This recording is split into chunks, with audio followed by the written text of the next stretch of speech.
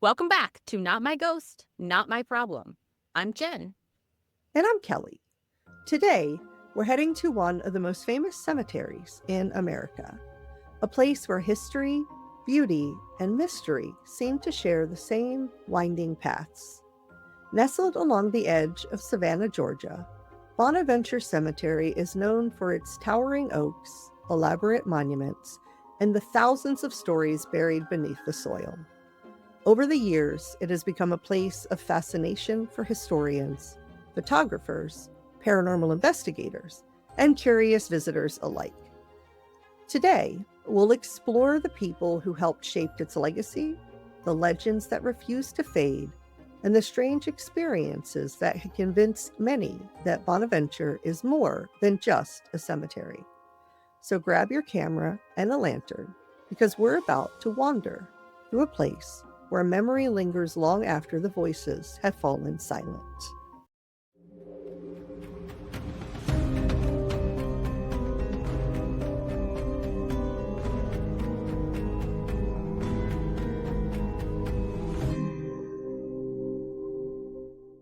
I am aware that there is probably a French, Italian way to say the name of this cemetery, but We're not it's French or Bonaventure Italian. yeah. Well, I am 30 some percent Italian, but Oh, yeah. Yeah. you know. Mhm. So how are you, Jen? It's been so Uh, long since we've recorded. it has been, 10 minutes. It's a long time. Yeah, it is a long Yeah, time. it is. Way too long. When we were recording last week's episode 2 minutes ago, at one point I found myself smiling. Do you want to know why? Why?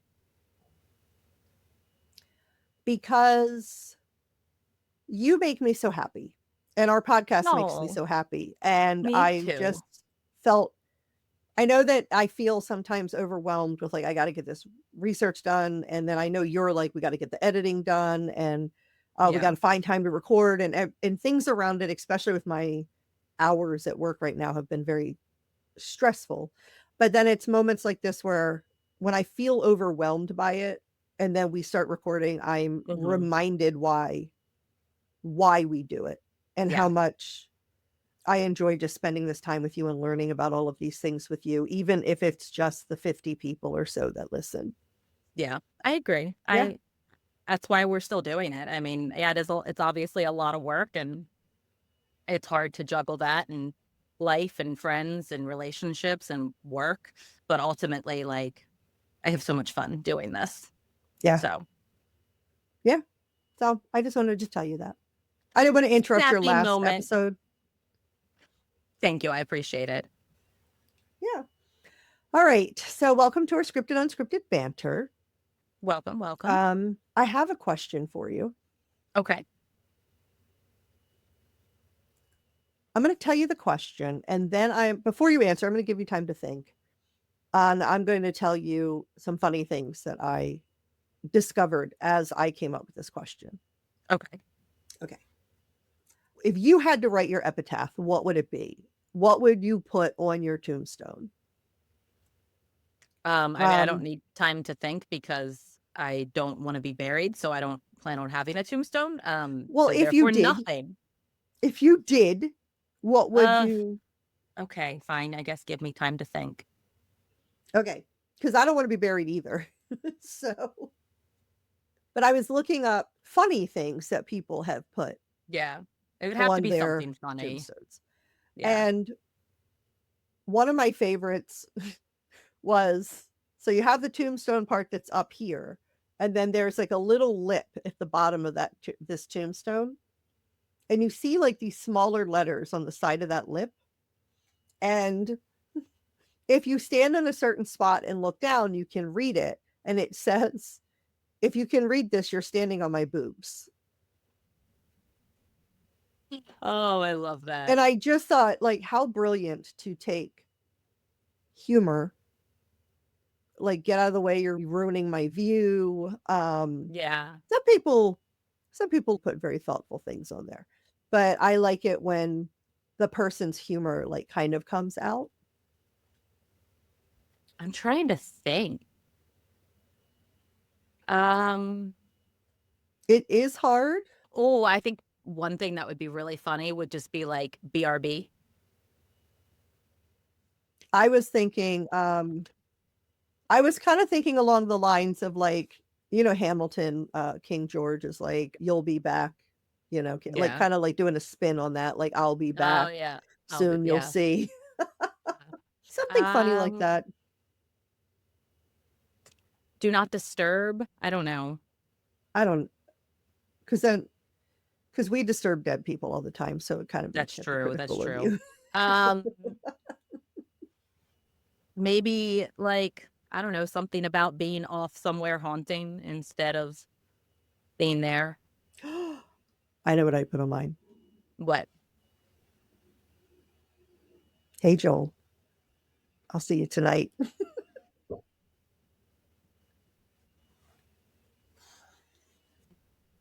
Oh God, we can't haunt Joel when we die, Kelly. We give that poor man a heart attack. Even if we get it nicely. No, I like how he said I don't before, like, I don't care. Like, go in peace. yeah. I don't think that there is any nice way to haunt Joel based on everything I know about him. Yeah, I guess you're right. Okay. Yeah. I thought that it was funny, but apparently we can't haunt him. So, We cannot haunt Joel, Kelly. all right, I have some facts for you. I wrote this before you did your rearranged how you want the facts done, That's fine. and I was not going to go back and change them. How dare you? I messaged you yesterday and told you that I was changing it. How dare you not drop everything you were doing? I'm kidding. Yesterday when I Obviously. was at work, I believe, right? Yeah, yeah. Mm-hmm. Hmm. Where I don't have access to the script. I am. You should have figured out a way to do it. I'm sorry. Yeah. Sorry, I was trying to get home and go to bed so I could get up early and record 2 episodes with you. Anyway. Okay. Fair. Savannah was built on top of earlier burial grounds. Yes, it Throughout was. Savannah's long history, construction projects have repeatedly uncovered human remains. Some graves were forgotten over time as the city expanded, particularly during the 18th and 19th centuries. In several cases, workers discovered coffins and skeletal remains beneath streets, parking lots, and building foundations. This has fueled local legends that parts of Savannah were literally built atop the dead, which Yeah. it Could you was. imagine, like, I mean, just the finding a body in itself, like one, just like kind of trauma, right? Like you don't expect to be working. I mean, now maybe in Savannah, maybe you do. Right. But like generally, you don't expect to be like doing a construction job and find a body. But then like the amount of like red tape that is gonna come to your construction site, like you've got to call the police, you got to call the coroner, like everyone's gonna come out, there's got to be an investigation, they have to do an autopsy. When did this person die? Is this something that we should be investigating? Could this be an unsolved murder? Like it just probably had to put a halt on construction. And Probably. yeah, Well, just I would say like back in the 18th century, it probably was not as much of that as we do now. that's true, that's true. Because they I were don't know probably when. like, yep, that's a dead body. That's a dead body, let's move on. But yeah, that's fair. We got a city to build. Yeah. Okay. Throw it with the rest of them. There's a pile over A there in the pile, corner. a pile of Yeah. skeletons. Coffin standing up, leaning against something. Is there a way we could use this as decor? Like, Let's open a haunted house. I know we were gonna build a 5-star hotel here, but I'm thinking haunted house instead. Oh, that's so funny. Okay. Yellow fever once devastated the city. In 1820, Savannah suffered one of the deadliest yellow fever outbreaks in American history. Thousands fled the city and hundreds died in a matter of months. The Mhm. mortality rate was so severe that some burial grounds filled rapidly, and residents lived in constant fear of infection. The tragedy left a lasting mark on the city and contributed to many of its ghost stories and tales of restless spirits. Yeah. Savannah and St. Augustine have a lot in common because there are also dead bodies buried under the streets of St. Augustine. Mhm. And there was also a yellow fever outbreak that killed hundreds of people. All right, let's see if I can get 3 for 3 with my Let's next fact. see. Let's see.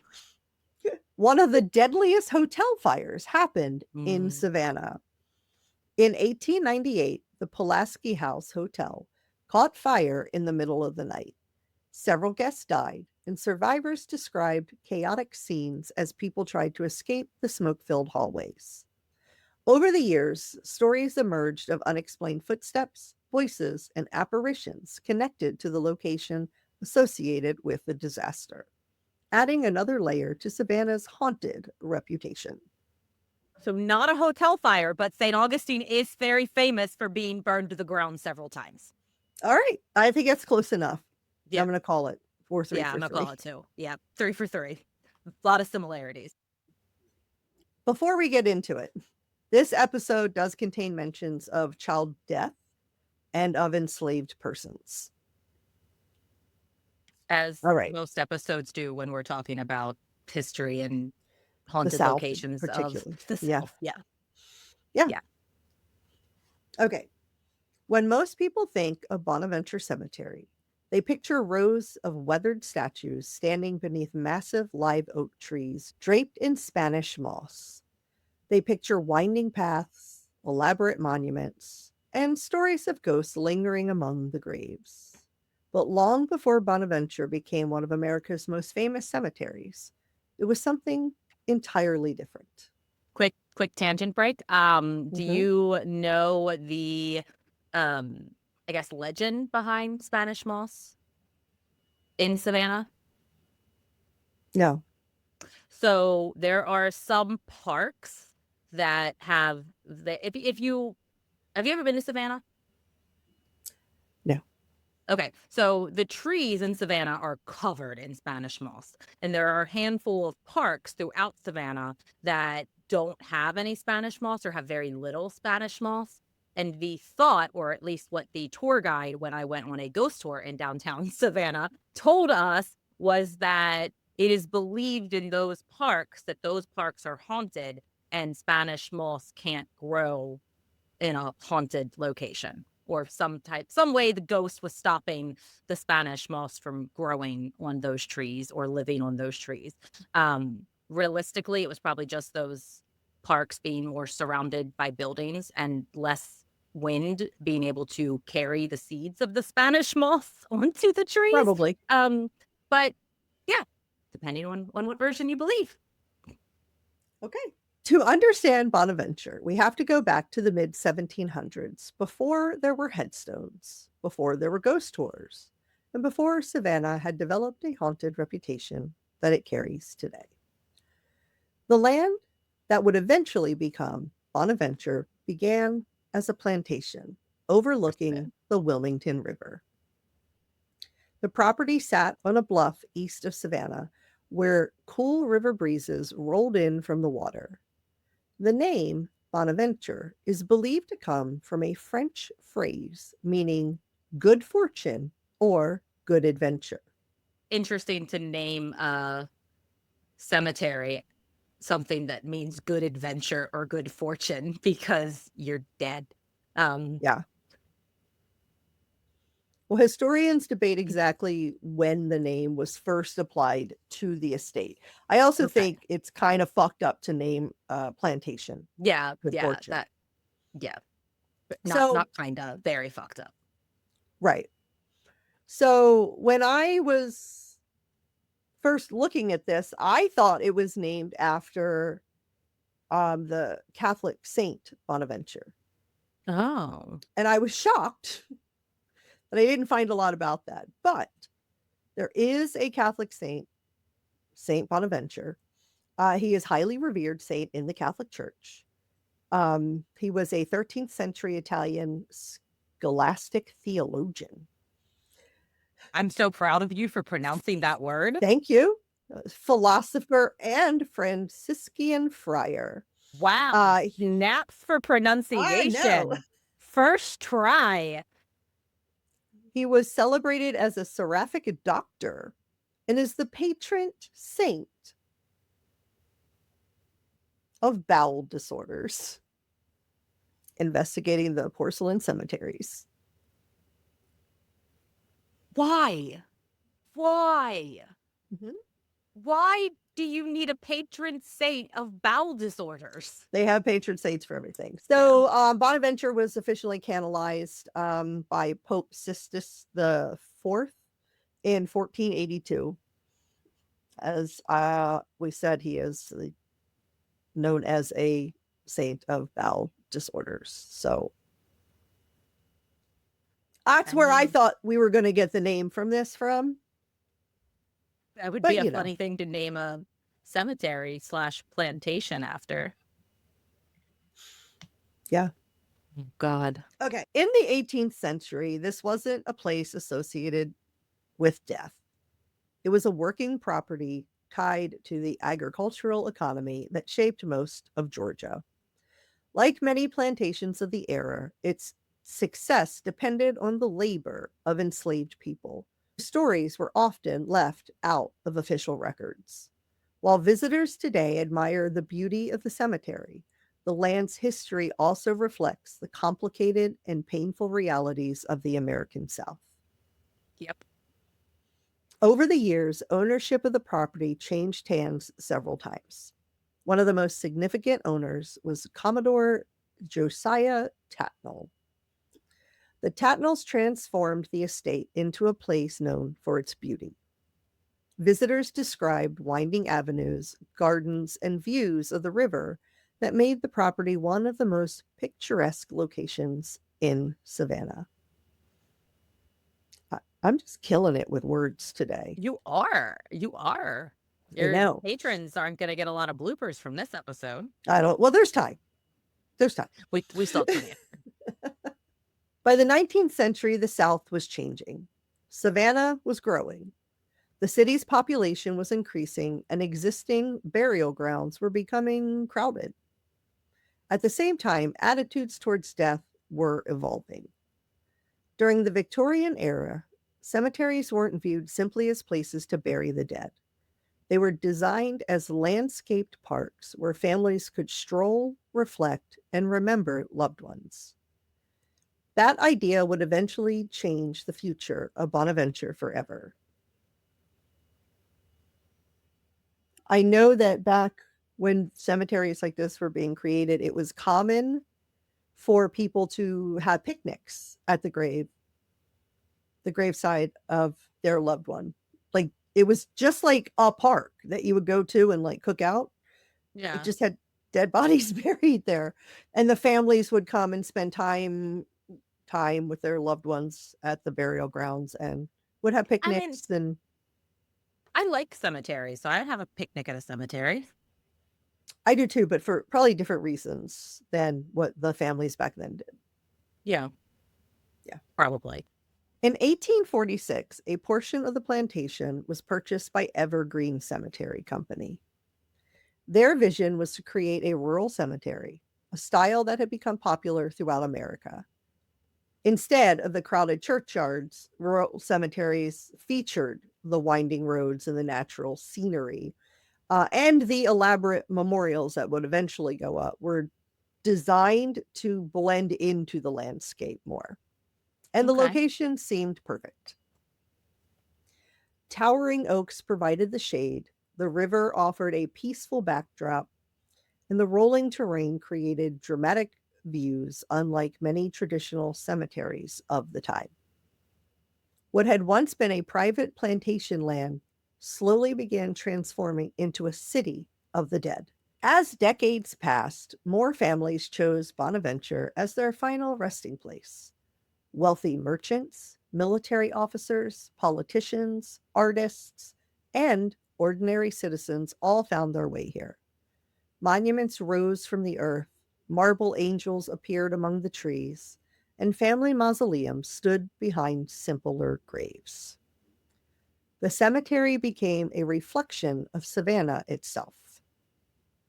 You can still see evidence of those different eras when walking through Bonaventure today. Some sections contain grand Victorian memorials that seem designed to impress visitors. Other areas feel quiet and personal, marked by modest stones that are weathered by time. And that's part of what makes Bonaventure unique. Unlike some famous cemeteries that feel frozen in a single moment of history, Bonaventure tells many stories all at once. It contains traces of colonial Georgia, the plantation era, the Civil War period, Victorian mourning traditions, and modern Savannah. Every path leads through a different chapter of the region's past. Of course, history alone isn't what draws many visitors. Some came because they heard stories. Stories of a little girl whose statue seems almost alive. Stories of voices carried throughout moss-covered trees. Moss-covered trees, though.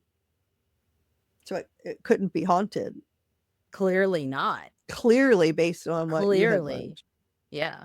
But before we get to the ghosts, it's important to remember something. Bonaventure wasn't built to be haunted. It was built to be beautiful. Can you imagine building a place that you're like, how can we attract the most amount of ghosts in this area? Sounds like a good time. Let's do that. If I had any money, we'll add that to our list if we win the lottery. Oh, the 1.5 billion? Yeah. Yeah. Not only will we purchase currently haunted locations, but we will try to make our own. We'll make like a Warren's Museum, but better. Because we'll actually collect objects that people claim are haunted and not fabricate stories and claim everything's a demon. And then, well, if we did that, we could call ourselves demonologists. As one does. We would definitely still not allow certain paranormal douchebags to investigate, though. Correct. There would be no Axe body spray allowed. The people who created this place wanted visitors to feel peace, reflection, and connection. They wanted a cemetery that celebrated memory rather than simply marking death. Ironically, that same beauty may be one of the reasons so many paranormal legends eventually took root here. Because when sunlight filters through the ancient oak branches, shadows stretch across weathered graves, and the river breeze moves through the Spanish moss, Bonaventure feels ethereal, like a place suspended between worlds. And that's where our story really begins. I still can't get over the patron saint of bowel disorders. Oh, God, me neither. By the late 1800s, Bonaventure Cemetery had become far more than a burial ground. It was a destination. That might sound strange to us today. Most modern cemeteries are places people visit briefly before returning to their daily lives. But in the 19th century, especially during the Victorian era, cemeteries served a very different purpose. For many Americans, they were among the only public green spaces available. So they didn't have regular parks that they could go to. Yeah. So like I referenced earlier, families would pack lunches. They actually took carriage rides through cemeteries. Artists would sketch the monuments. Photographers would capture like an elaborate memorial with the sunlight coming, shining perfectly behind it. And like I was saying, like how we would go to mourn the dead, they went to visit, like they were visiting a friend. Right. Few places embodied that tradition better than Bonaventure did. Visitors arriving at the cemetery found themselves surrounded by towering live oaks, whose branches stretched outward like giant arms. Spanish moss hung from the limbs in long gray curtains. Sunlight filtered through the canopy, creating shifting patterns across the marble statues and stone pathways. Even then, people described the place as beautiful in a way that felt otherworldly. I do just sorry, one other quick tangent. I want to give us both credit because I feel like, and maybe it's just because we're recording these episodes back to back, but I feel like in these last two episodes, we have done like really, we've done a really good job at painting the picture of the location. Right. And I I think just, so. yeah. I think so too. Mm-hmm.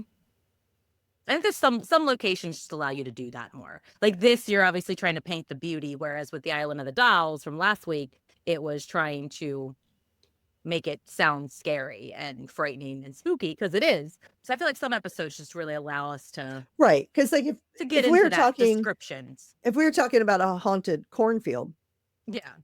it was just flat I with rows of mean, corn. I don't know. I bet there's some ways we could spice that Well, up. okay, if it was like where my husband grew up with the rolling hills in Iowa and stuff, Yeah. that might be a lot prettier. But if you get Yeah. out some like western Iowa, it's just like Well, it depends. That you could describe it in a spooky way. maybe. The cemetery's designers embrace the idea that nature and remembrance should exist together. Instead of arranging graves in rigid rows, many sections followed the contours of the landscape.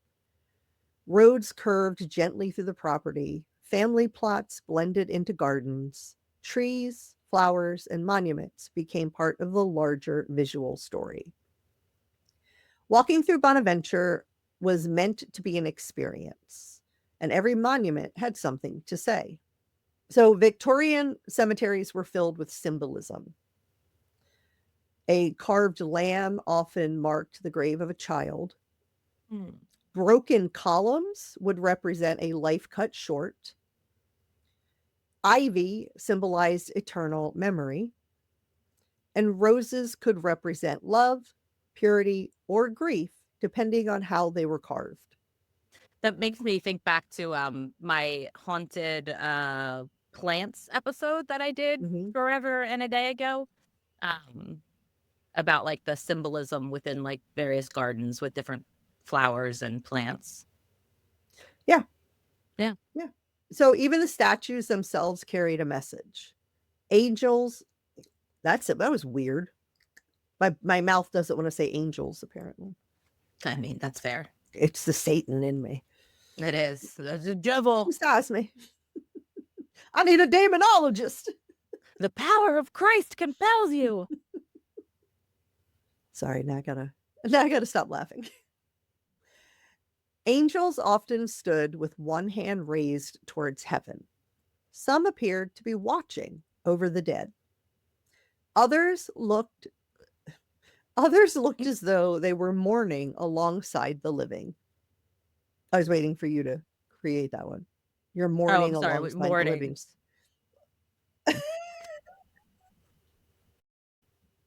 Can you imagine going to a cemetery and seeing an angel statue like this?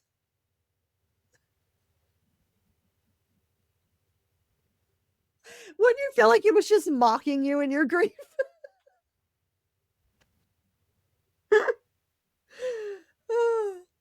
To modern visitors, these monuments can feel eerie, especially if you are a Doctor Who fan. Don't blink. To the Victorians, that's the weeping angel face.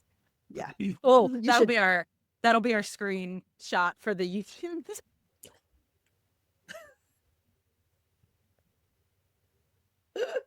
If you are just listening to this episode, wherever you're listening on whatever podcast platform, go check us out on YouTube because we're having some fun over here. And you miss a lot if you just you're probably really confused why we're laughing. Yeah.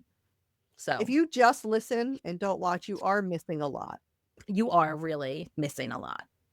especially with the effort that Jen puts into a lot of our graphics. A lot of, Come on, yeah. you Sometimes should go watch them. sometimes more than others. Sometimes you can always tell if an episode has a lot of graphics and like cuts and things added to it. That I'm usually ahead on editing, and I'm just like, ooh, I'm gonna have fun with this one. Mhm. If there's like bare minimum nothing in it, then that usually means I'm behind and I'm scrambling and I'm editing last minute, so I didn't have time to do all the fun stuff. So there's one episode that we did, and we were talking about Beefy Jesus, and we tagged Mr. Williams pre-K Pre-K, yep. in it because I was talking about him because he dresses up as Beefy Jesus, and I so badly wanted her to put a picture of him up when we were talking about it, and she did not, because she said that she just didn't have it in her after doing all of the episodes she was doing. And I understand that because I'm not the one that has to do it, but I was a little hurt and I'm felt like sorry. it didn't have the punch that I wanted it to have, It didn't. but I'm also not the one that has to sit there and do it. One day when we are famous podcasters and can quit our jobs and do this full time, I will go back to all of our video episodes and I will add more graphics to ones that Mm. I did not. So I have a coworker. He's very encouraging, and he's like, "I know you're going to be famous one day. I know you're going to be famous one day," and I Love that. appreciate that. Yeah. Yes. I know. I tell my current like people that I work with, I'm like, yeah, probably the only reason I would ever leave is if my podcast took off and I could do that full time. Otherwise, y'all are stuck with me. Or if AI stole our jobs. That's not me leaving. That would be me being forced out. Depression break. Okay, Kelly, steer the ship. All right, let's get into it again. To the Victorians, these statues were comforting, though.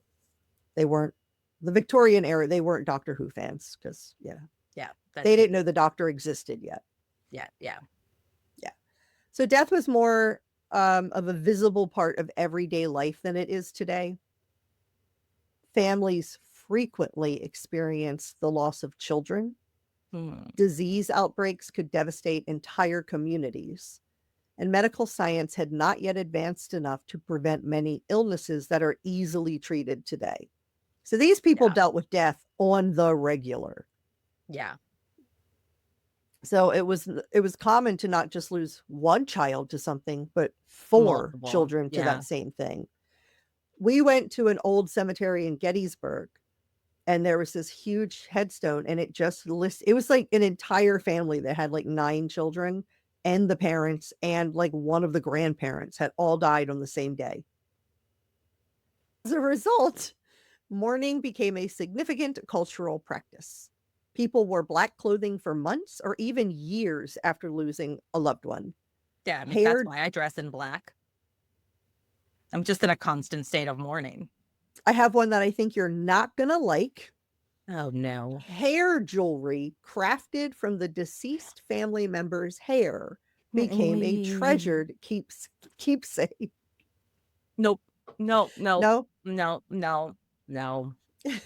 Photographs of the dead were sometimes taken as memorial portraits. And it's important to remember back then, it seems morbid that you're taking a picture of a dead person, but they didn't have cameras like we have cameras. And sometimes that was the only picture they had of their loved one to remember what they looked like or to pass down to the next I'm sure it was generation. also very expensive to get it done. So it was like you didn't just do it on a random like Tuesday. Right. It was like, oh, this person died. Let's take a family portrait. Right. So the cemeteries obviously served as an extension of that mourning process. Bonaventure became a place where memories could be preserved in stone. And some of those memories were preserved on a grand scale. Prominent Savannah families competed to create elaborate monuments that reflected their status and legacy. Massive obelisks rose towards the sky. Ornate mausoleums displayed detailed craftsmanship. Some family plots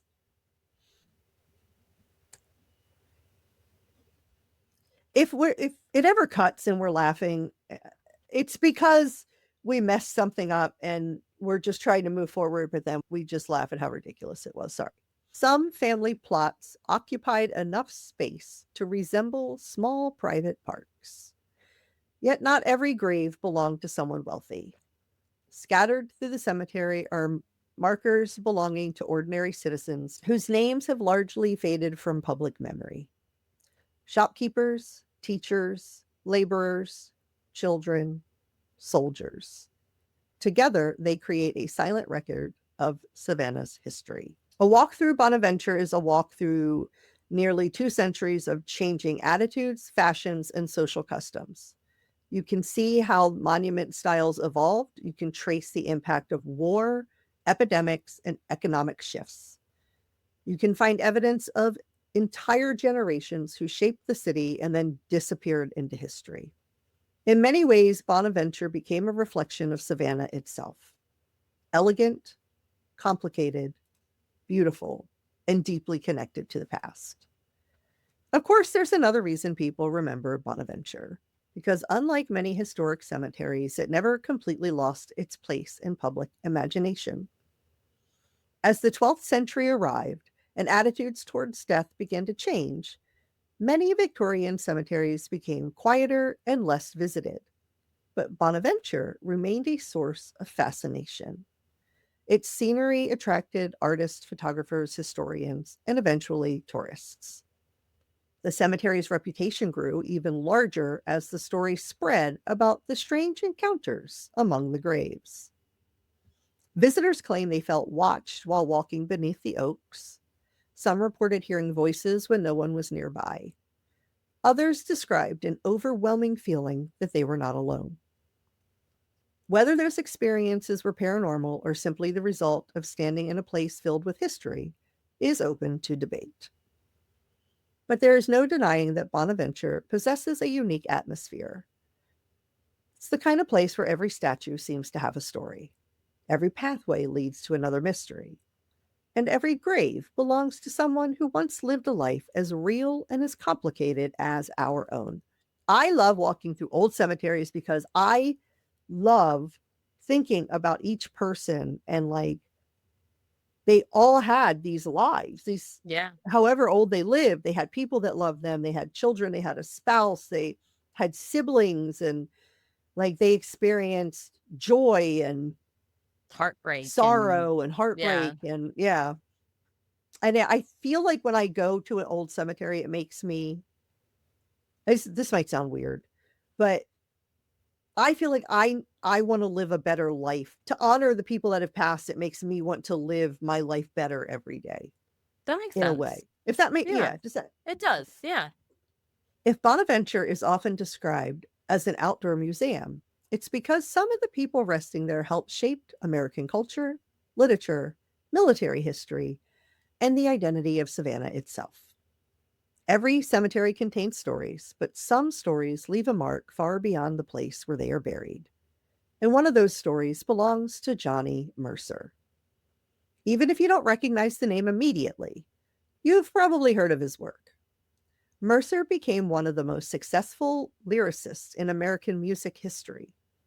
He wrote or co wrote hundreds of songs, including classics like Moon River, That Old Black Magic, and Jeepers Creepers. Pretty sure there's a brewery in Savannah called Moon River Brewery. Oh, well, that would make sense. Yeah.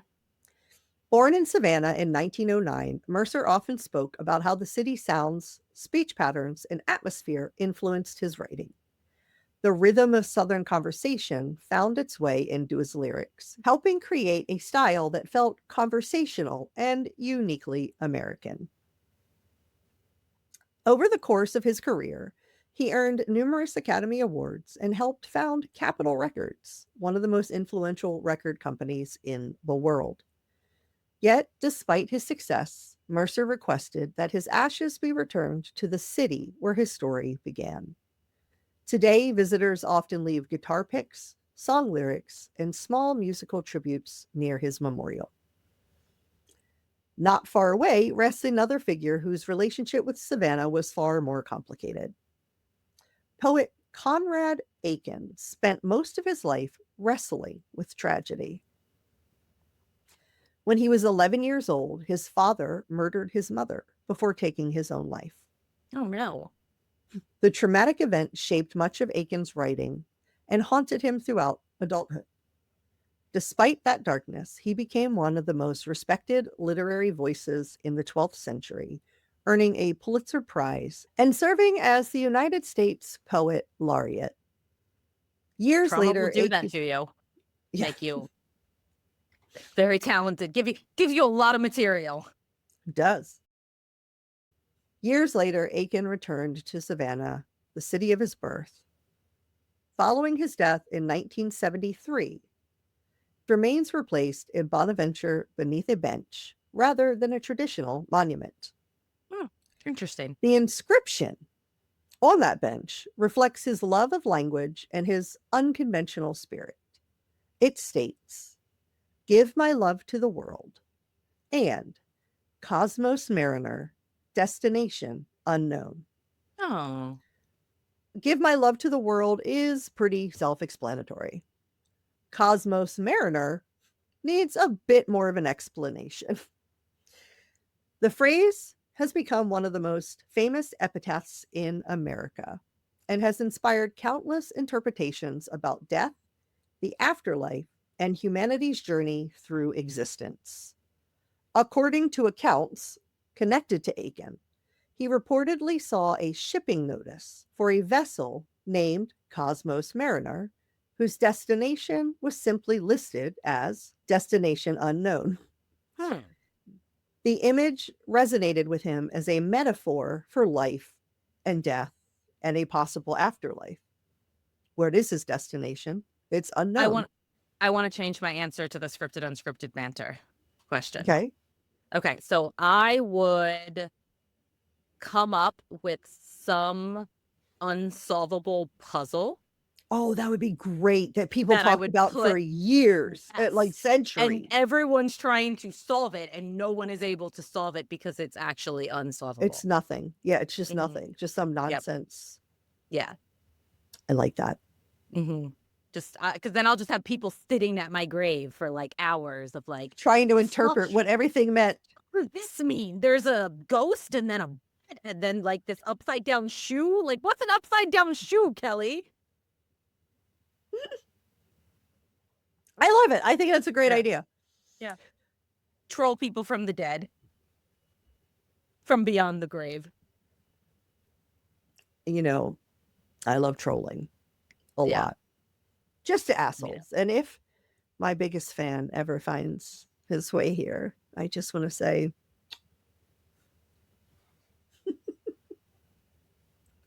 I'm having so much fun. It is so much fun. So visitors still sit there today reading poetry or simply looking out towards the landscape that inspired him. Another notable resident is Commodore Josiah Tattnall III. Unlike Mercer and Aiken, Tattnall's legacy was forged through military service.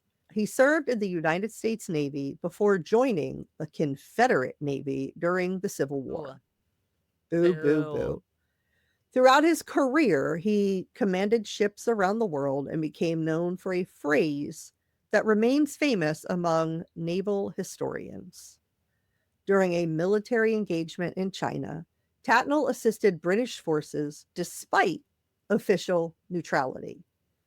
When questioned about his actions, he reportedly replied, "Blood is thicker than water." The phrase entered into popular history and is still associated with him today. His burial site serves as a reminder that Bonaventure contains not only artists and writers, but individuals connected with major international events. The cemetery also contains the graves of politicians, judges, business leaders, and veterans whose names may not be widely recognized today, but whose decisions helped shape Savannah's development. Some are responsible for expanding trade through the city's port. Others influenced education, law, medicine, and government. Taken together, their graves form an unofficial timeline of Savannah's evolution across the generations. Yet among these accomplished individuals, there is one resident that attracts more visitors than almost anyone else. What's remarkable is she never wrote a famous song. She never commanded a ship. She never published a poem or held public office. She was simply a child.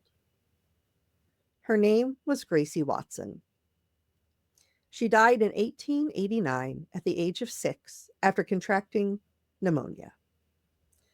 During her short life, Gracie was known throughout Savannah because her father managed the elegant Pulaski Hotel.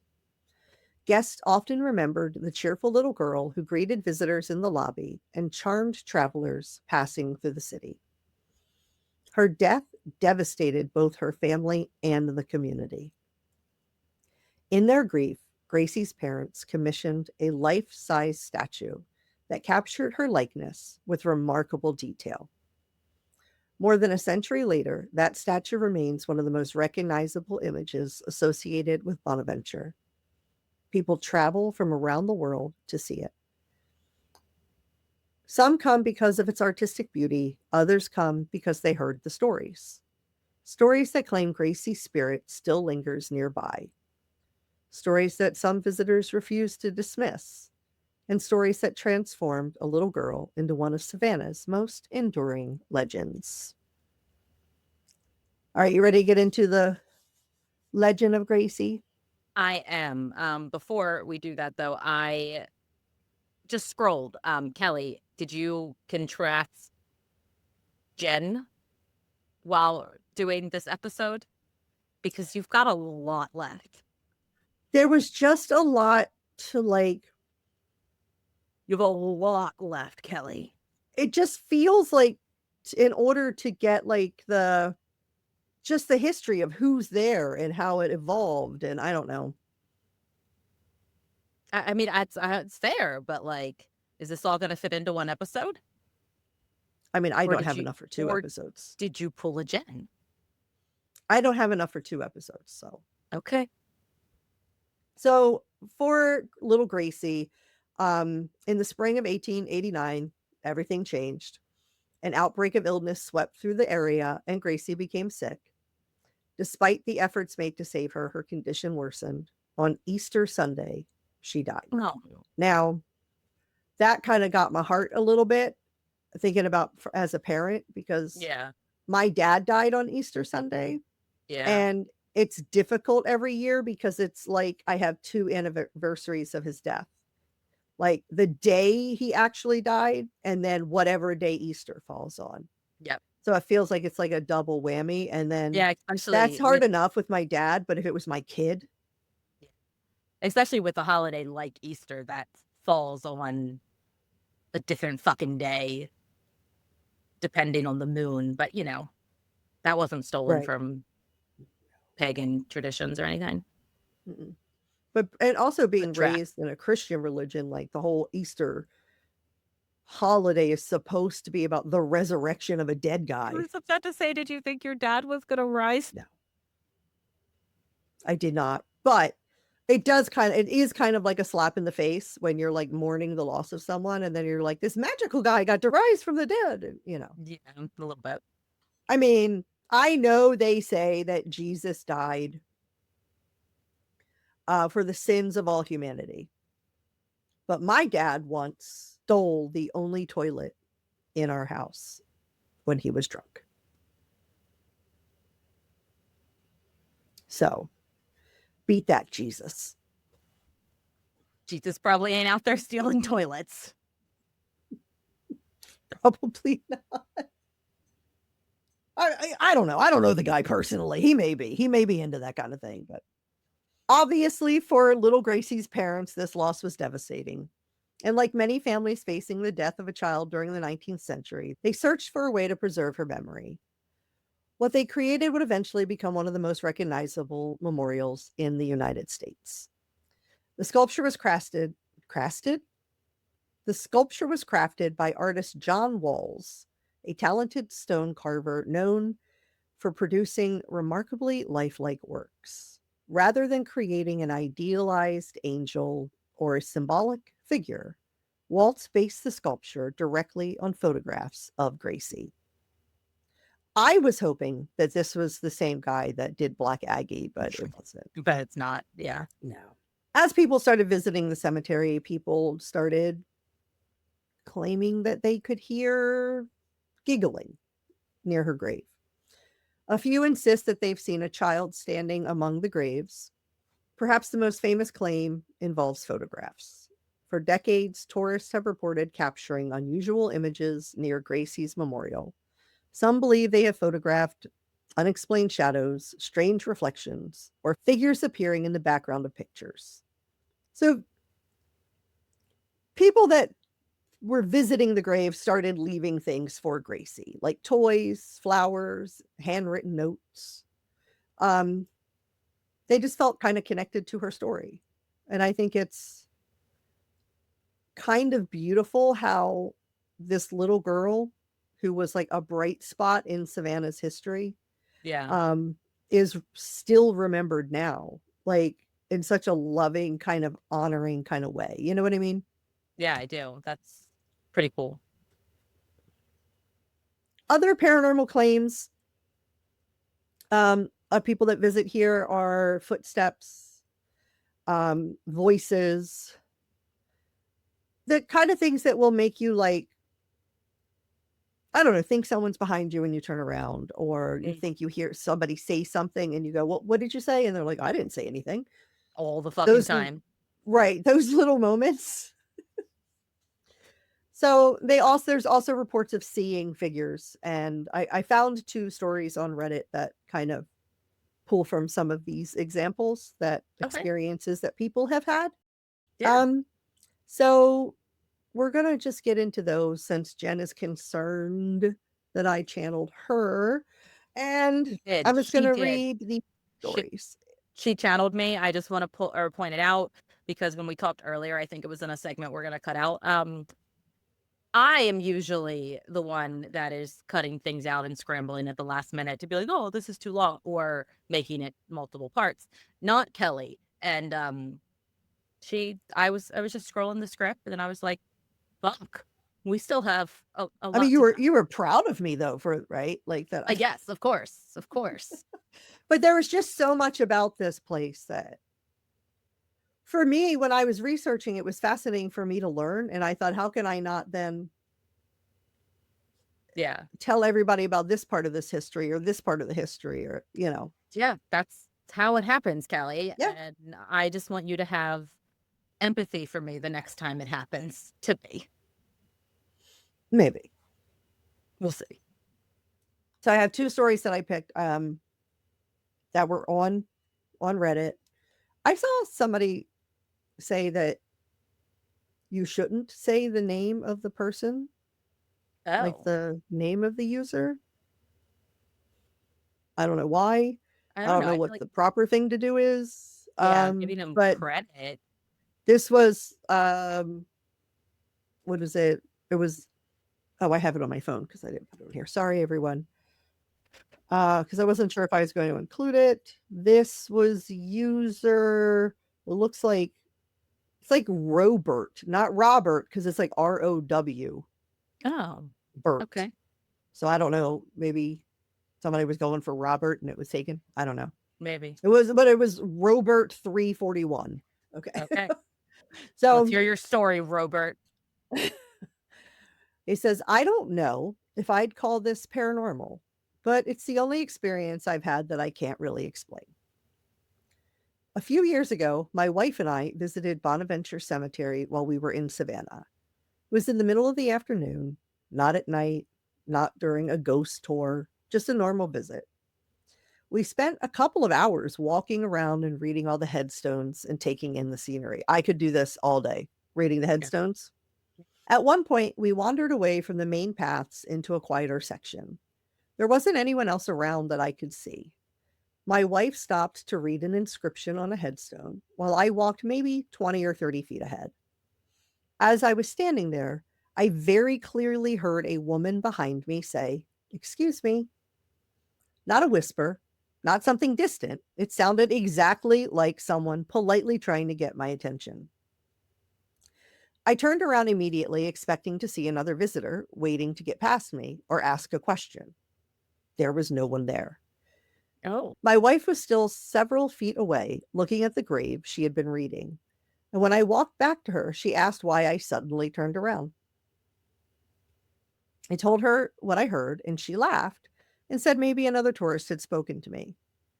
The weird thing is, we both looked around after that, and the nearest people we could find were far enough away that I don't see how their voice could have sounded like it was right over my shoulder. The experience itself wasn't scary. What stuck with me was how normal it sounded. Mm. If it had been some creepy whisper or dramatic ghostly voice, I probably would have dismissed it immediately. Instead, it sounded exactly like an ordinary person speaking from just a few feet away. Yeah. I've gone back and forth on explanations ever since. Maybe sound just carries strangely there. Maybe someone spoke and walked away before I turned around. Maybe my brain misinterpreted a random noise. I honestly don't know. All I know is for a split second, I was absolutely certain someone was behind me, and when I turned around, nobody was there. That's the only reason I still think about it years later. It's not proof of anything, but it's one of those little moments that never quite sits right in your memory. Now, I feel Yeah. like if it was somebody that was there that said something and walked away, they would have recognized they were close enough to have been able to walk away. Right. To walk away. Yeah. And I it doesn't agree. sound like that was the You case would here. like it sounded like he turned around pretty quickly and there was no one there. So like Right. it's not like they're in a building where you could have turned down a hallway or went into a room. You're in a fucking open cemetery. Right. I guess it could be hiding behind a grave or something. Um, Oh, that would be really fun to go to a graveyard and like sneak up on people, but like duck behind a grave and like say things and then hide. all right. Story number 2 was from username deleted. I don't know why that is so frequent, Yeah. but you find it a lot. Maybe it's people are like causing trouble or something and I don't know. Who knows? Yeah. Okay. I visited Bonaventure Cemetery last spring while on a trip to Savannah. It was late afternoon and the cemetery was fairly quiet. I had wandered off from the main road and was walking through one of the older sections by myself, stopping occasionally to read names and dates on headstones. Well, that's the only thing you really do, I guess, in a Yeah. cemetery because we all do it. Yeah. At one point, I noticed something ahead of me near a family plot. It looked like a woman standing between two monuments. I didn't think much of it because there were other visitors around that day. I remember slowing down because I didn't want to interrupt someone who may have been visiting a relative. As I got closer, I looked down at a grave marker to read an inscription, and when I looked back up a second later, the woman was gone. What struck me was that there wasn't really anywhere for her to go. The section was relatively open. I had a clear view of the surrounding paths. There were no large trees or large mausoleums nearby that would have hidden someone walking away. I stood there for a minute, expecting to see her emerge from another row of graves, but she never did. I continued walking and eventually reached the area where I had seen her standing. That's when I noticed something else. The air suddenly, noticeably felt cooler. Not a breeze, not a gradual temperature change, just a pocket of cold air that lasted maybe 10 or 15 seconds before disappearing. Interesting.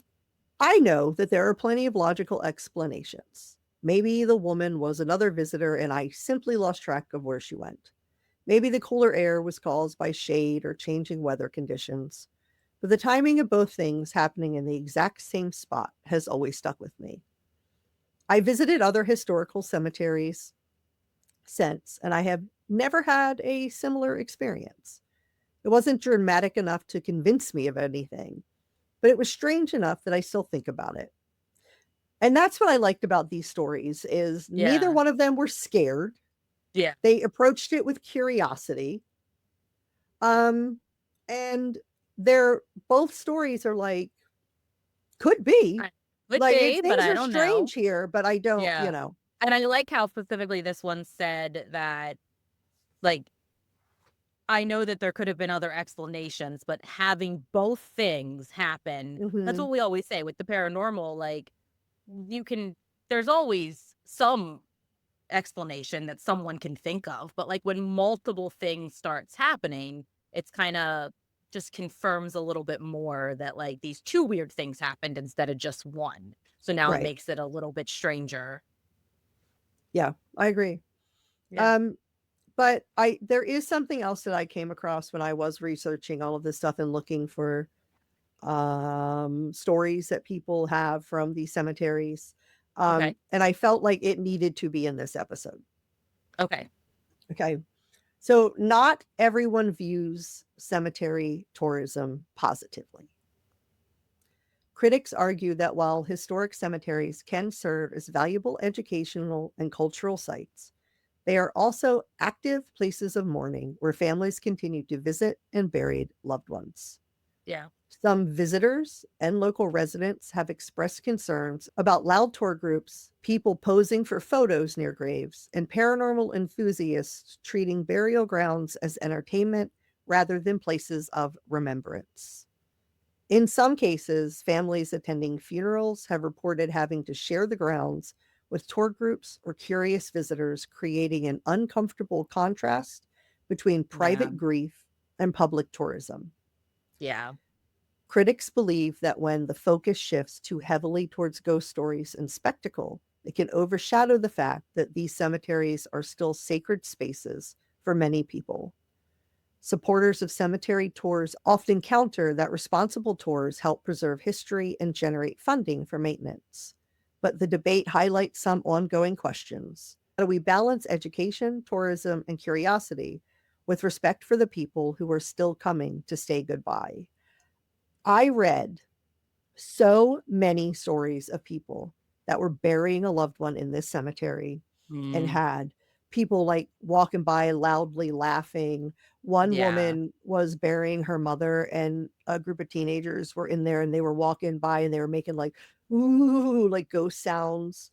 Okay. Um, and Just, I I just mean, thought I that feel was like it, very important to yeah, like kind you of have put to be out there. respectful. Like if you want to Hmm. visit these places, for whatever reason, whether it's, you have artists you said before that visit these places to, Hmm. take pictures or paint or do things like that.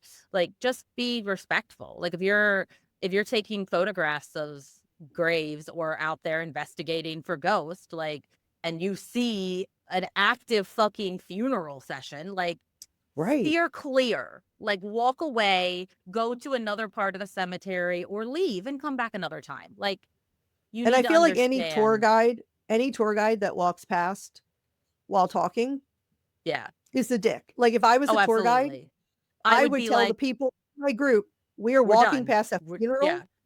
We are going to walk past quietly and respectfully. And when we get far enough away, I will tell you the information that that I need to is tell you. relevant to this But area. right Yeah. now, yes, you need to be respectful. And if tour Right. guides aren't doing that, then shame on them. Right. Because my full blown former teacher self would come out and be like, catch a bubble. We're going to walk past this funeral right now. That's what I used to tell my students in the hallway, catch a bubble. Because if they have a bubble in their mouth, then they can't talk. Correct. Mm-hmm. And that brings us to the end of this episode about Bonaventure Cemetery. Today we explored a place where history where history is carved in stone, where the stories of musicians, poets, children, soldiers, and everyday people continue long after their lives have ended. We followed tales of unexplained voices, shadowy figures, and lingering presences while also examining the history and folklore that helped shape Bonaventure's reputation as one of America's most intriguing cemeteries. Whether you believe the spirits of the dead still walk beneath the moss draped oaks, or think the cemetery's powers come from the memories it preserves, Bonaventure reminds us that every grave holds a story, and every story leaves a mark. And I'd also just want to point out that she cut out just a bit of this to make it a reasonably length episode. So just remember that for the next time that I forget about brevity. If you loved hanging out with us, please consider leaving us a rating or a review wherever you listen. It really does help us out a lot and get us in front of more ghosties like you. Please. And follow us on Instagram and TikTok at Not My Ghost Podcast for even more chaos. And if you want spooky perks and all the behind the scenes bloopers and tangents and everything that we cut out of these episodes, along with all kinds of other stuff, fun stuff, join our ghosty community at patreon.com/notmyghost, notmyproblem. And if you have a creepy encounter, and we know you do, email We them do. to us at notmyghostpodcast@gmail.com, and you might hear about it on a future episode. And if you haven't already went and checked us out on YouTube, please go do that immediately because you do miss a lot of just our facial expressions, and sometimes I act things out like I did with the creepy statues. Yeah, so go check us out on YouTube. Leave us a comment. It helps us to know that people are actually interacting with our material, and I generally respond to most of them. So, Right. yeah. Well, thank you for joining us on this haunting journey through Bonaventure Cemetery. As you wander through the places that history has left behind, keep this in mind. If it's not your haunted cemetery, It's not your problem. until next time, stay spooky. And stay skeptical.